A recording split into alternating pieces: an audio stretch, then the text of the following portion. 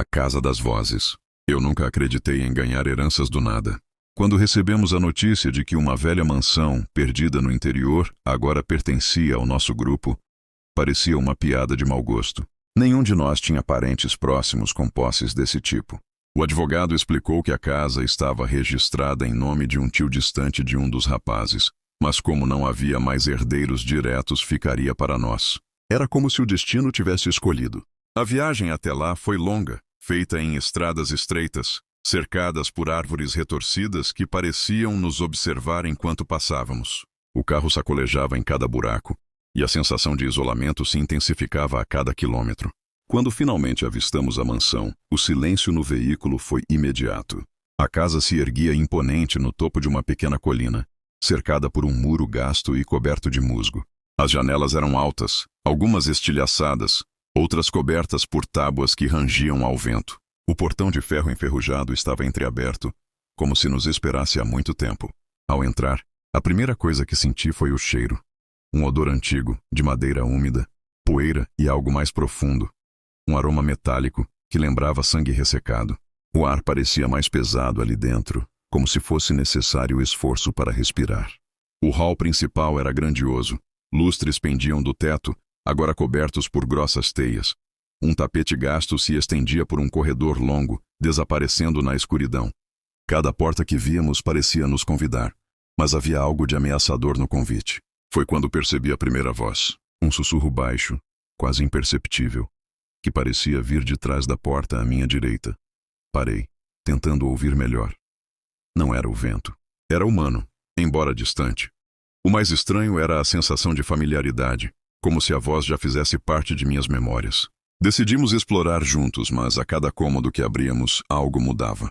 Na sala de jantar, ouviu-se o murmúrio de várias pessoas conversando ao mesmo tempo, como se um banquete invisível ainda acontecesse ali. No quarto do andar de cima, um choro infantil ecoava pelas paredes, embora o espaço estivesse vazio. Em outro aposento, eram risadas abafadas, carregadas de ironia. Logo entendemos. Cada cômodo guardava vozes diferentes. No início, tentávamos racionalizar. Talvez fosse acústica, talvez lembranças sugeridas pela imaginação, mas logo se tornou impossível ignorar. As vozes se tornavam mais claras, mais nítidas, como se aproximassem de nós. Algumas chamavam nossos nomes. Outras repetiam frases sem sentido. E outras apenas choravam. A sensação de ser observado nunca nos abandonava. A cada passo, havia olhos invisíveis cravados em nossas costas. Em um dos corredores, passei diante de um espelho rachado. Jurei que meu reflexo não se mexeu ao mesmo tempo que eu. O tempo parecia se distorcer dentro da casa. Minutos se arrastavam como horas. A luz do sol desapareceu rápido demais, e em pouco tempo a mansão estava envolta em sombras densas. As lanternas que levamos não eram suficientes para quebrar a escuridão. Ao contrário, pareciam alimentá-la, criando corredores intermináveis de escuridão entre fachos trêmulos. Ninguém ousava falar.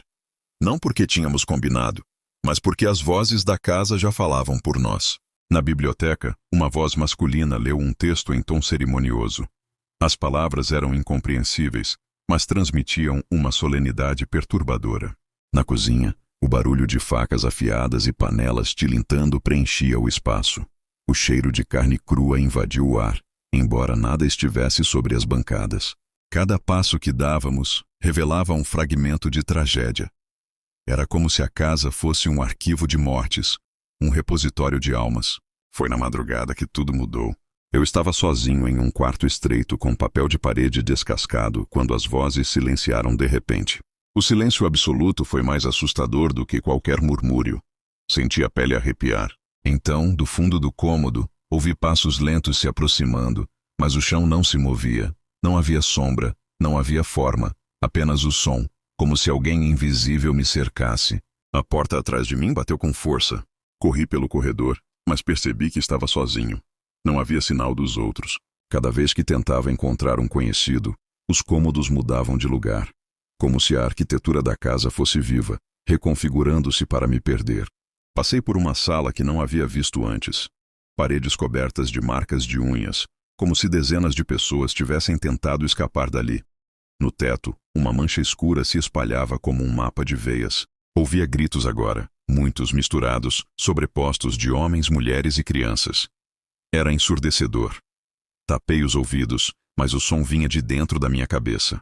Desesperado, entrei em outro cômodo, esperando encontrar saída. Era o salão principal, mas estava diferente. Cheio de sombras imóveis, como figuras humanas feitas de pura escuridão. Todas me encaravam, embora não tivessem olhos.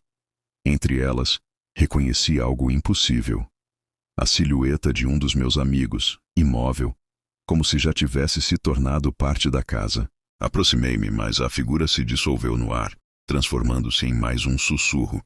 Tentei abrir a porta da frente, mas estava trancada. As janelas que antes estavam quebradas agora eram sólidas, como paredes de pedra. A mansão não me deixaria sair. O último quarto que entrei estava vazio. O chão era de madeira podre, o teto gotejava. No centro, apenas uma cadeira. Sentei, exausto, e as vozes cessaram mais uma vez. Por um instante pensei que tivesse acabado. Mas então, no silêncio profundo, ouvi claramente. Agora você também é parte da casa. Não sei quanto tempo fiquei ali, parado, sem coragem de me mover. Quando finalmente levantei, percebi que os cômodos já não eram os mesmos. Escadas levavam a lugar nenhum. Portas davam para paredes. Cada espaço da mansão parecia se moldar ao meu desespero. Não encontrei mais nenhum dos meus amigos. Só as vozes. Elas repetem nossas histórias, nossas risadas antigas, nossos medos confessados. A cada dia que passa, sinto minha voz misturando-se às delas. E temo que, quando alguém abrir esta porta de novo, não encontre vestígios de nós. Apenas ecos. Apenas fragmentos. A casa nunca fica vazia. Não sei quanto tempo fiquei preso na mansão. Podiam ser horas ou dias. O tempo ali não obedecia às mesmas regras do mundo exterior. Eu já não sentia fome nem sede. Apenas o peso das vozes, sempre mais próximas, sempre mais íntimas. Passei a reconhecer frases familiares. Uma canção que minha mãe cantava quando eu era criança. Um sussurro de amor de um relacionamento passado. Até mesmo pensamentos que eu nunca havia dito em voz alta. A casa sabia quem eu era. Certa noite, ou o que parecia noite, ouvi passos diferentes. Não eram os arrastados dos espectros. Eram firmes, humanos. Segui o som até o hall de entrada e, para minha surpresa, a porta estava aberta. Do lado de fora, duas pessoas com lanternas exploravam o jardim. Chamei, mas nenhuma delas reagiu. Entrei em desespero, gritei, acenei, mas parecia invisível. Era como se estivesse atrás de um vidro. Então percebi.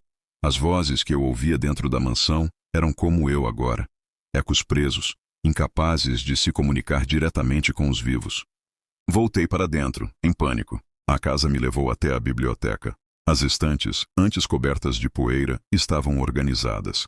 Livros alinhados, como se nunca tivessem sido tocados. Abri um deles, e as páginas estavam em branco. Mas, ao folheá-las, ouvi minha própria voz recitando pensamentos íntimos, como se cada lembrança minha estivesse sendo escrita ali.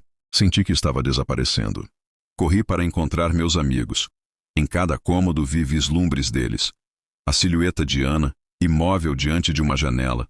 O riso distante de Lucas, ecoando no corredor. Marcos, sentado em silêncio com a cabeça baixa. Mas quando me aproximei, todos se desfizeram em poeira e sombra. A mansão não os guardava como estavam. Ela os moldava em ecos, absorvendo cada detalhe de suas vidas. Logo seria minha vez. Foi então que ouvi a voz mais clara até aquele momento.